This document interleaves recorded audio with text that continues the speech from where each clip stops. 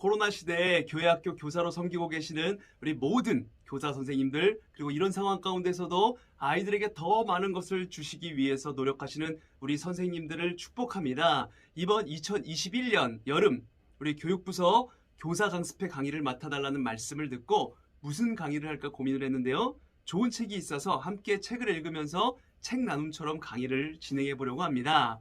제가 여러분과 함께 나눌 책은 바로 이 말센스라는 책이에요. 말센스. 저자는 셀레스트 헤들리라는 사람입니다. 현재 교회들이 코로나 시대가 되면서 대면보다는 비대면 온라인으로 모임을 하고 예배하는 것이 훨씬 더 익숙한 상황이 되어버렸죠. 성도들이 함께 모여서 이야기를 나눌 수 있는 공간과 시간이 절대적으로 부족합니다. 교육부서 모임, 공과 모임 자체도 매우 제한적이 되어버렸고요.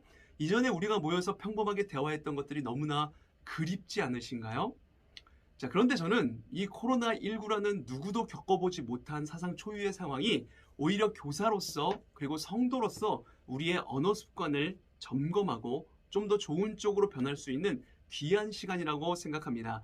이 책에서 주요한 몇 챕터를 추려서 우리 교사 선생님들의 언어에 필요한 것들을 말센스로 사랑 표현하기라는 주제로 함께 나누도록 하겠습니다. 소통하기 어려웠던 우리의 언어가 경청하고 질문하고 공감하고 배려하는 그런 소통의 언어가 되기를 바랍니다. 자, 오늘 함께 나눌 첫 번째 주제는 주인공이 되고 싶은 욕구를 참아낸다입니다. 저에게 하는 이야기인 것 같아요. 상대방과 이야기할 때 다른 이의 이야기를 듣기보다는 제 이야기하기 바빴던 제 모습이기도 하고 또 우리의 모습이기도 합니다. 다른 사람의 이야기를 듣다가도 공감하기보다는 내 이야기로 화제를 빠르게 전환할 때가 얼마나 많이 있습니까? 상대방, 우리 아이들이 될 수도 있고 다른 성도가 될 수도 있고 상대방이 상처받은 이야기를 하게 되면 나는 이전에 더 크게 받았던 상처의 추억을 떠올리며 이야기의 주인공이 되어버리고 또 상대방이 기쁘고 좋았던 이야기를 하면 나는 그 기뻤던 일들을 얼른 떠올려서 대화의 주인공이 되려고 하였습니다. 이것을 사회학자인 찰스 더비는 대화 나르시즘이라고 말했는데요. 대화의 주도권을 쥐고 대화를 이끌면서 그 초점을 자기에게로 맞추려는 욕망, 자기애라고 합니다. 상대방과 이야기를 할 때 우리 두뇌는 자동적으로 내가 했던 비슷한 경험을 빠르게 스캔합니다. 그러니까 다른 사람의 이야기를 듣다가도 자신의 이야기가 순식간에 나올 수 있는 것입니다. 다른 사람의 상황을 이해하거나 감정을 공유하기보다는 신나게 내 이야기만 하게 되는 것이죠. 그리고 나중에 집에 돌아간 다음에는 부끄럽고 또 같이 있었던 사람들에게 미안한 마음이 들어서 잠자리에 들려다가 이불킥을 하곤 하는 것이죠. 그러니까 다른 사람, 특별히 내가 맡은 아이들과 원활한 소통을 하기 위해서 내가 주인공이 되고 싶은 욕구, 어쩌면 내 안에 숨어있는 주인공 본능을 내려놓아야 하는 것입니다. 욕구와 본능을 내려놓기 위해서 우리에게는 깨달음이 필요하죠. 내가 자꾸 대화의 주인공이 되고 싶어 했구나 라고 하는 깨달음이요. 예수님은 만왕의 왕이시고 만주의 주이십니다. 세상의 주인이시죠. 그러므로 예수님이야말로 주인공이 되시기에 아주 충분한 분이세요. 실제로 성경의 모든 부분들은 예수님을 중심으로 전개가 되었습니다. 그런데 예수님께서 이 땅에 오셨을 때는 결코 주인공 되기를 원하시지 않으셨어요. 오히려 이 땅에 우리를 섬겨주시고 세워주시려고 노력을 하셨습니다. 병들고 아프고 소외된 사람, 그리고 우리 같은 죄인을 위해 사셨어요. 우리의 아픔을 들어주시고 공감하시고 함께 하셨습니다. 주인공이신 예수님은 기꺼이 그 주인공의 자리를 내려놓으시고 우리를 주인공으로 세워주셨어요. 사랑하는 교사 선생님 여러분, 우리 안에 대화를 이끌어가면서 주인공이 되고 싶었던 그 욕구와 욕망을 이제 함께 내려놓으시기 바랍니다. 듣기는 속히하며 말하기는 더디합시다. 오늘부터 내 대화에서 상대방을 그리고 우리 아이들을 주인공으로 세울 수 있는 저와 우리 교사분들 되시기를 주의 이름으로 축복합니다. 두 번째 주제로 왔습니다. 우리는 누군가를 가르치고 싶어하고 또 통제하고 싶어합니다. 아니라고요? 우리는 자녀들에게 부모이고 아이들을 가르치는 교사이고 또 직장에서는 직장 상사이기도 하고 교회에서는 직분을 맡은 목사 또 직분자 교사이기도 하기에 상대방에게 충고나 조언으로 그들을 통제하고 싶어합니다. 그게 우리 안에 있는 마음입니다. 상대방이 나보다 원숙하지 못할 것이라는 생각 때문에 그들을 자꾸 가르치려고 하는 것이죠. 물론 이 말씀 또한 저에게 해당되는 이야기입니다. 저도 저희 집에서 아내나 심지어 부모님이 나보다 잘 모른다라고 생각하고 또 교회에서 내가 다른 사람보다 신앙이나 교회 생활에 있어서 나름 더 잘 안다라고 생각하기 때문에 자꾸 가르치려 하고 지적을 하려고 해요. 그 모습이 저에게 있습니다. 자, 이 두 번째 챕터에서는 저의 이런 편견 또 우리의 이런 편견의 문제에 대해서 함께 이야기해 보겠습니다. 그래서 두 번째 챕터의 제목은 무엇이냐면 선생님이 되려는 욕심을 부리지 않는다입니다. 우리 모두는 편견이 있어요. 지금 이 영상을 보시면서 에이, 나는 편견 없어 라고 생각하신다면 정말 엄청난 편견 속에 사는 분이십니다. 적어도 편견을 없앨 가능성이 있는 사람은요, 그래 내가 생각지도 못한 편견이 많이 있지 라고 이렇게 생각하는 분입니다. 대부분의 사람은 자신이 인지하지 못하는 편견이 있는데 이를 무의식적 편견이라고 합니다. 편견은 상대적으로 더 배운 사람에게 많이 생기고요, 좋은 학교, 좋은 직업, 좋은 환경에서 자라날수록 더 많이 있다고 합니다. 편견이 무서운 이유 중에 하나는 편견의 역류 효과라고 하는 것 때문에 무서운 것입니다. 이런 임상 실험이 있었다고 해요. 참가자들에게 정치에 관한 가짜 뉴스를 먼저 읽게 한 다음에 나중에 진짜 뉴스를 전하면서 앞에 읽었던 것이 가짜 뉴스라는 것을 알려줍니다. 그러면 사람들은 자기의 생각을 바꾸기보다 오히려 가짜 뉴스를 더 확신하였다고 합니다. 정치와 같이 민감한 이슈가 아니더라도 일상에서 자기가 잘못 알고 있는 것을 솔직하게 인정하는 일은 쉽지 않죠. 아이들 앞에서는 더 그렇습니다. 그만큼 우리는 편견이라고 하는 것에 사로잡혀 있기 때문입니다. 사실 인간의 생각은 완전하지도 않고 온전하지도 않습니다. 우리 모두가 그렇잖아요. 검증에 의해 이론이 성립되어가는 과학도 끊임없이 변하고 발전합니다. 과학뿐만 아니라 세상의 모든 지식이 그렇죠. 그런데도 내가 알고 있는 지식이 완전하다라고 생각하면 그건 정말로 편견입니다. 야고보는 내 형제들아 너희는 선생된 우리가 더 큰 심판을 받을 줄 알고 선생이 많이 되지 말라고 이렇게 말씀했습니다.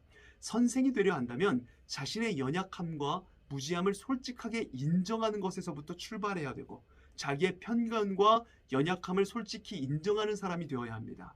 아이들에게도 배울 자세를 갖출 때 나보다 어린 사람에게도 배울 자세를 갖출 때 비로소 진정한 선생이 될 수 있습니다. 가르치기 전에 우리는 먼저 배우는 사람이 되어야 합니다.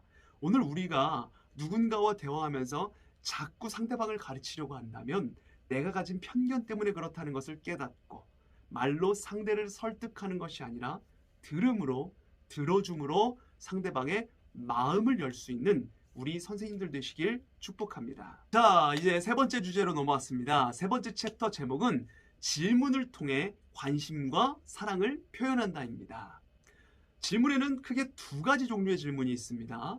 첫 번째는 개방형 질문이고 두 번째는 폐쇄형 질문입니다. 그냥 이름에서 알 수 있듯이 개방형 질문은 상대방이 자신의 의견, 그 대답을 마음껏 할 수 있도록 하는 질문이고 폐쇄형 질문은 네 혹은 아니요로만 대답할 수밖에 없는 그런 질문입니다. 예를 들면 이런 것입니다. 요새 코로나19로 다들 힘들어하던데 별일 없이 잘 지내지? 이렇게 질문하면 이것은 폐쇄형 질문이라고 할 수 있습니다. 상대방은 네, 아니요 이런 식으로 단답형으로 대답할 수밖에 없죠. 그런데 요즘 어떻게 지내니? 라고 물어보면 상대방은 다양한 반응과 대답을 할 수 있기에 이것은 개방형 질문이라고 할 수 있습니다. 물론 이런 질문에도 우리 아이들은 짧게 대답하거나 대답을 아예 안 하는 때가 훨씬 많겠지만 누가 언제 어디서 무엇을 어떻게 왜 이 가운데 하나를 사용해서 질문한다면 폐쇄형 질문보다는 긴 대답을 얻을 수 있을 것입니다.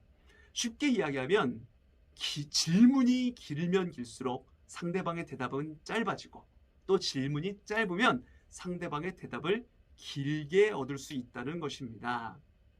그렇다면 우리 선생님들은 어떤 질문이 더 좋은 질문이라고 생각하시나요? 개방형 질문이요? 아니면 폐쇄형 질문이요? 사실 좋고 나쁘고는 없습니다. 상황에 따라 적절한 질문을 사용하는 것이 중요한 것이죠. 사랑하는 아이들과 이야기할 때는 상대방 아이에게 관심을 가지고 더 잘 알기 위해 개방형 질문을 가지고 이야기하면 너무나 그것이 좋겠죠. 하지만 또 빠르고 정확한 대답을 듣기 위해서는 폐쇄형 질문도 좋습니다. 중요한 것은 적절한 상황에서 적절하게 사용해야 되는 것입니다. 그런 것을 우리가 센스 있다라고 말하죠. 상대방이 대답하기 불편해하는 것을 개방형으로 질문하면 오히려 그런 질문은 하지 않은 것만 못하게 됩니다. 마찬가지로 대화의 주도권을 상대방에게는 전혀 주지 않고 마치 검사가 취조하듯이 네, 아니요 로만 대답하게 하는 것도 옳은 대화는 아니겠죠. 어떻게 하면 적절하게 질문할 수 있을까? 우리는 고민해야 됩니다. 이 챕터의 제목처럼 질문을 통해 관심과 사랑을 표현하려면 상대방에 대해서 궁금해하면서 개방형 질문을 사용하면 됩니다. 그리고 질문의 질을 향상시키려면 일단 상대방, 그 아이를 알려는 마음으로 많이 질문을 하세요. 많은 질문을 하였다는 것은 그만큼 듣는 시간을 충분하게 가졌다는 뜻이고, 또 질문은 상대방에 대한 배려를 나타내고 듣기는 상대방에 대한 관심과 사랑을 나타내기 때문에 그렇습니다. 성경에 보면 예수님은 질문을 통해서 많은 것을 얻어내셨습니다. 대답하기보다는 질문하시는 분이 바로 예수 그리스도셨어요. 이런 일들이 많이 있었는데요. 영생에 대해서 질문하는 율법 교사가 찾아왔을 때 예수님은 영생에 대해서 이야기하기보다는 율법에는 뭐라고 기록되어 있느냐, 오히려 예수님께서 질문을 하셨습니다. 또 중풍병자를 치료하시고 의아해하는 사람들에게 예수님은 너희 마음에 무슨 생각을 하느냐라고 물어보셨습니다. 제자들에게도 예수님은 늘 물어보시는 스승이셨습니다. 예수님은 질문을 통해서 사람들의 마음을 이끌어내시고 그들에게 큰 깨달음을 주셨습니다. 대화 전문가인 프레디 로저스는 이런 말을 하였어요. 힘들고 어려운 시기에 우리가 서로에게 해줄 수 있는 최상의 일은 귀와 가슴을 열고 상대의 말을 들어주는 것입니다. 질문도 답변 못지않게 중요하다는 사실을 깨달아야 합니다. 사랑하는 선생님들, 오늘부터 저와 함께 훌륭한 질문자가 되기 위해서 먼저는 잘 듣는 선생님들 되시기를 축복합니다. 잘 질문하고 잘 듣고 잘 대답하여서 우리가 아름다운 사랑을 나눌 수 있는 선생님들 되시기를 주의 이름으로 축복합니다. 네 번째 챕터의 제목은 귀가 아닌 마음으로 듣는다입니다. 책으로는 5번째 챕터의 내용이에요. 모든 챕터를 다 다룰 수 없기에 선별해서 하다 보니 책의 챕터와 조금 다르다는 점 이해해 주시고요. 네 번째 챕터 시작합니다. 최근 사람들의 읽기와 듣기의 많은 부분은 온라인으로 대체되고 있습니다. 그래서 종이로 되어 있는 책을 읽는다든지 사람들과 만나 이야기를 하는 일이 점점 더 어려워질 겁니다. 온라인으로 글을 읽다 보면 사진과 비디오 클립들을 보며 글씨를 적당히 훑어보는 방법에 자연스럽게 적응하게 되는데요. 그래서 긴 글을 읽는 것도 예전보다 훨씬 힘들어지고 또 누군가에게 긴 이야기를 듣는 것도 힘들어졌습니다. 이것을 신경과학자인 메리언 울프는 트위터 두뇌라고 표현을 했습니다. 우리 선생님들이 아이들과 서로 이야기를 주고받을 때 이런 문제들은 점점 더 심해질 것입니다. 그래서 우리가 서로 대화하면서 또 서로의 은혜를 나누기 위해서는 들을 때 귀가 아닌 마음으로 들어야 합니다. 마음으로 듣는다는 말이 무엇을 뜻할까요?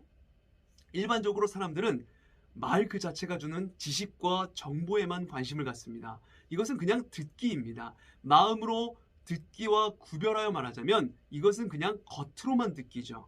소리와 정보와 또 지식만 듣고 쉽게 판단하고 또 자기 안에서 쉽게 결론을 내려버립니다. 이것이 겉으로만 듣는 거예요. 그러나 사람이 어떤 말을 할 때는 단순히 지식과 정보만을 나누려고 대화하는 것은 아니잖아요. 그래서 우리는 마음으로 들어야 됩니다.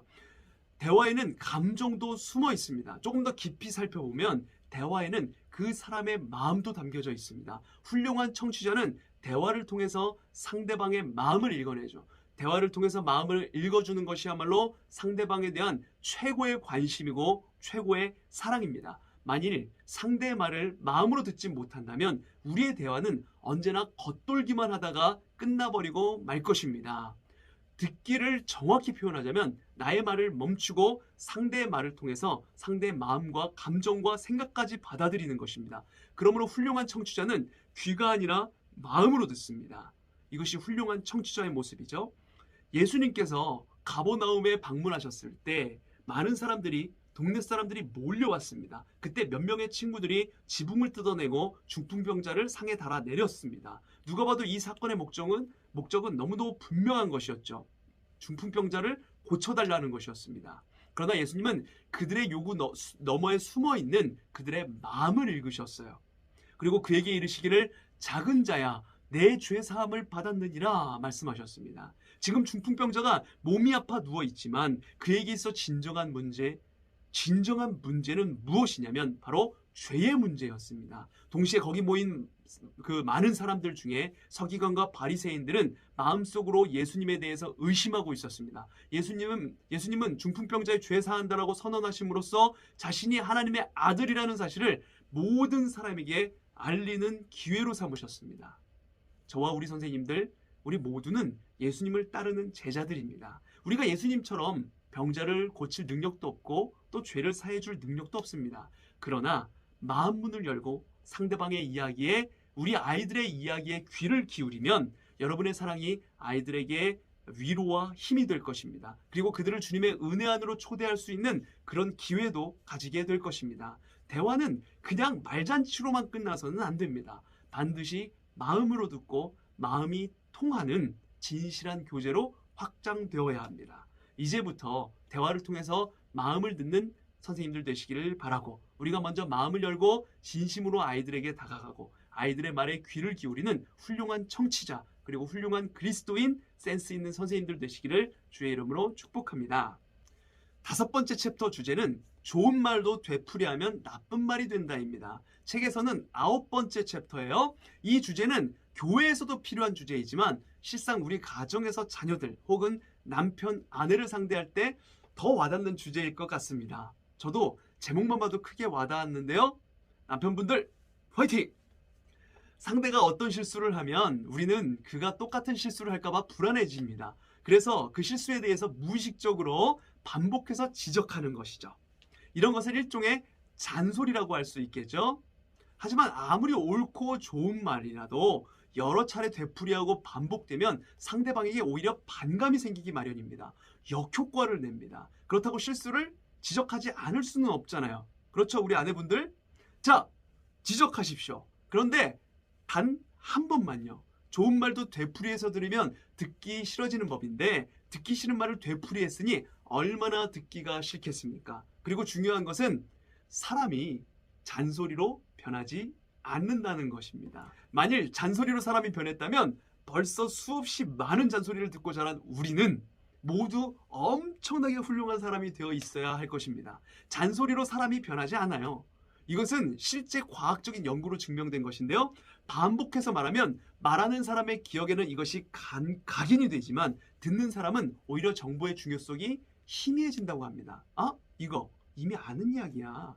그러니까 말하는 사람은 잔소리하면서 머릿속에 더욱더 굳게 정보가 기억되는데 듣는 사람은 여러 번 들리기 때문에 이것은 중요한 정보가 아니라고 판단하고 알아서 필터링을 해버리는 거예요.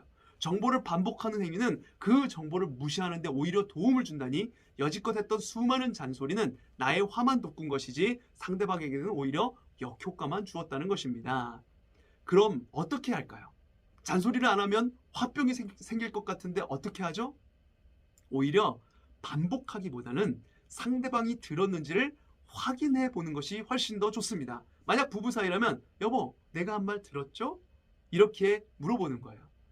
또는 아이에게라면 내가 한 말을 어떻게 네가 이해했는지 내게 한번 말해주면 좋겠어. 이런 식으로 하면 되겠죠.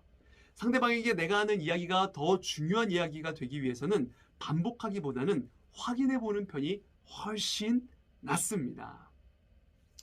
공기와 다이아몬드 둘 다 모두 중요한 것이지만 어느 것이 우리에게 훨씬 더 가치 있게 느껴지는지 한번 생각해 보세요. 우리 주위를 꽉 채우고 있는 공기, 물론 중요하지만 너무 많이 있으니까 체감이 떨어집니다. 상대적으로 희소성을 가지고 있는 이 다이아몬드는 훨씬 중요하게 느껴지죠. 내가 상대방에게 던지는 말 한마디라도 그 말이 더 가치 있게 사용되어지기를 축복합니다. 가정에서, 교회에서 센스 있게 가치 있는 말을 하는 저와 우리 교사 선생님들 모두가 되시기를 주의 이름으로 축복합니다. 자, 6번째 챕터로 왔습니다. 책 내용이 너무나 다 좋고 재미있어서 가능한 한 많은 것을 전달해드리고 싶은데 선별해서 뽑아서 하다 보니 좀 아쉽기도 하네요. 기회 되시면 이 책을 꼭 한번 사보시기를 추천드립니다. 자, 6번째 챕터 제목은 말은 문자보다 진정성이 강하다입니다. 책에서는 12번째 챕터의 내용이에요. 자, 요즘에는 대화하는 것보다 또 전화를 주고받는 것보다 카톡, SNS, DM, 다이렉트 메시지라고 하죠. SNS로 보내는 이 메시지를 더 선호합니다. 우리가 문자 메시지와 이메일, 톡 이런 것들을 그토록 좋아하게 되는 것은 전혀 놀라운 일이 아닙니다. 이런 소통 수단은 이용이 일단 간편하죠. 그리고 우리에게 더 많은 통제권을 부여해주며 상대와 물리적, 정서적 거리까지 유지할 수 있도록 해주기 때문입니다. 우리는 반응 여부와 시기 등을 선택할 수 있고 메시지를 보내기 전에 편집을 할 수도 있습니다. 또한 우리는 메일을 저장해 두었다가 수개월 뒤에 우리가 그 메일을 보냈다는 것을 입증할 근거로 활용할 수도 있죠. 현대시대의 사업 환경에서 이런 유형의 의사소통이 전화보다 훨씬 더 효율적이라고 생각하는 것은 자연스러운 일입니다. 하지만 맥켄지 글로벌 연구소의 연구 결과는 다른 사실을 보여줬다고 합니다. 2012년에 수행된 한 연구는 이메일을 좀 더 신중하고 분별력 있게 사용하는 습관을 들일 경우 생산성이 25에서 30%까지 증대될 수 있다는 점을 보여주었다고 합니다. 그와 관련하여서 엔터프러너즈의 로스 맥커먼은 이렇게 말했습니다. 중요한 건 전화가 일을 잘 처리하도록 도와준다는 점입니다. 이메일과는 달리 전화는 더 공감적이고 정확하고 정직해질 것을 요구하기 때문이죠. 물론 의사소통을 항상 전화로 해야 한다는 의미는 아닙니다. 문제는 우리가 말로 해야 될 때조차 문자나 이메일을 쓴다는 것이죠. 메시지를 많이 사용한다는 것이 문제는 아니겠지만 말로 해야 할 때 문자를 쓴다는 것은 좀 문제인 것 같아요. 서로가 나누어야 할 감정과 감각, 뉘앙스가 다 사라진 문자 메시지는 오해의 소지가 다분하기 때문이죠. 선생님들 이런 경험 해보신 적 다 있으실 겁니다. 내가 보낸 질문에 내가 이렇게 메시지로 보낸 질문에 우리 아이들이 그냥 네 라고 답문이 왔는데 혼자서 생각을 하는 거죠. 얘가 내 질문에 기분이 나빠서 더 말하기 싫어서 네 라고만 단답형으로 이렇게 보냈나? 뭐 이런 생각들을 해보셨을 거예요. 문자 메시지는 아주 지극히 사무적이고 또 감정이 제한되어 있습니다. 상대방에게 감정을 전달하거나 전달받기가 어렵죠. 그래서 글씨를 쓴 후에 많은 사람들이 이모티콘을 사용해서 자기 감정을 전달하려고 합니다. 여러분, 섬세한 대화를 할 수 있는 것은 오직 인간뿐이라는 것을 아십니까? 많은 동물 중에 우리만 이렇게 대화할 수 있다는 것, 이것은 아주 놀라운 일입니다. 지능이 높은 동물이나 또 집단 생활하는 동물들도 그들 스스로 언어를 개발하거나 문자를 만들어서 사용하지는 못합니다. 이 대화라고 하는 것은 오직 하나님께서 우리 인간에게 주신 놀라운 선물이고 은총입니다. 하나님께서 우리를 사랑하사 우리 인간에게 주신 큰 선물이라는 것, 이 대화가 선물이라는 것을 우리가 깨달아야 합니다. 그러므로 우리는 하나님께서 주신 이 선물을 가볍게 생각해서는 안 되겠죠. 대화라고 하는 것을 통해서 믿음의 가족들이 서로 따뜻한 격려와 위로를 받을 수 있게끔 우리가 아름답게 하나님 주신 이 대화라는 선물을 잘 사용해야 될 것입니다. 사랑하는 우리 교회학교 선생님들, 하나님께서 우리 인간에게만 주신 이 아름답고 섬세한 언어를 가장 잘 사용하기 위해서 우리는 노력해야 됩니다. 노력하시기를 축복합니다. 하나님께 올려드리는 기도와 찬양으로, 또한 우리가 맡은 아이들, 그리고 같은 교사들, 교사 선생님들, 성도님들 위로하고 격려하는 대화로 아름답게 주님께서 주신 축복의 선물을 잘 사용하시길 바랍니다. 코로나의 상황이 오랜 기간 지속되며 아이들과 밥을 먹으러 가기도 만나기도 힘들지만 오늘 스마트폰 드시고 따뜻한 전화 한 통 아이들에게 걸어보시는 건 어떨까요? 우리에게만 주신 이 대화 언어를 가장 아름답게 사용할 수 있는 우리 선생님들 되시기를 바랍니다. 자, 이제 마지막 7번째 챕터입니다. 성경에서 7이 완전수이니 저도 완전한 강의를 위해서 7개의 챕터만 준비했습니다는 끼워 맞추기고요. 하다 보니 7개의 챕터가 되었네요. 자, 7번째 자, 7번째 챕터의 제목은 편리함을 위해 감정을 희생시키지 않는다입니다. 6번째 챕터와 연결되는 내용이겠죠? 자, 스마트폰 같은 기기를 통한 의사소통은 매우 효율적이고 편리합니다. 얼마나 효율적이면 요새는 이별 통보도 전화로도 아니고 톡 메시지로 한다고 하죠? 스마트폰 같은 기기를 통한 의사소통은 말로 하는 것보다 실수가 덜합니다. 하지만 효율적이고 실수가 없는 소통이라는 것이 얼마나 비인간적인 건가요? 때로는 실수투성이에 뒤죽박죽이고 엉망인 의사소통이 가장 인간적인 것처럼 느껴지는데 말이죠. 저는 개인적으로 하루에 누군가든 최소 200개 이상의 메시지를 여러 사람들과 주고 또 받는 것 같습니다. 톡으로, SNS로. 그래서인지 톡, 문자 보내고 이메일 주고받는 것이 저에겐 훨씬 편합니다. 그런데 중요한 일이 있을 때는 꼭 만나서 이야기하거나 급한 일이라면 전화 통화를 합니다. 그 이유는 문자 메시지에는 감정이 섞여 있지 않아서 중요한 일일수록 정확한 전달이 안 되고 또 서로 오해하는 경우도 많이 있기 때문에 그렇습니다. 톡, 문자, 이메일이 편리하긴 하지만 소통하거나 공감하는 것에는 부족함이 많은 것 같습니다. 정말 중요한 일일수록 소통이 중요하다고 생각합니다. 그리고 공감하는 것도 필수적입니다. 서로 공감을 경험하기 위해서 우리는 자신의 생각과 상대방의 생각, 그 사이에 다리를 놓을 줄 알아야 돼요. 내 입장에서만 생각하는 것이 아니라 상대 입장에서도 생각해 보는 것이죠. 아이들의 입장에서 생각해 보는 것입니다. 내게 그런 일이 일어났다면 내 기분이 어땠을까 생각해 보는 겁니다. 그 위치까지 한번 가본다면 생각이 정말 많이 달라질 겁니다. 우리 구주 예수님도 우리를 위해서 공감하시기 위해서 멀리 하늘 보좌 위에서 야 얘들아 내가 죄 용서할게 유야호 무야호 이러신 게 아니라 친히 이 땅까지 내려와 인간으로 삶을 사셨고 우리 인간처럼 죽으셨습니다. 우리를 구원하는 문제가 너무나 크고 중요한 것이기 때문에 예수님은 아주 낮고 낮은 인간의 위치까지 내려오셔서 소통하시고 공감해 주셨습니다. 이 시대에 우리에게 정말 중요한 것은 소통이고 공감인 것 같습니다.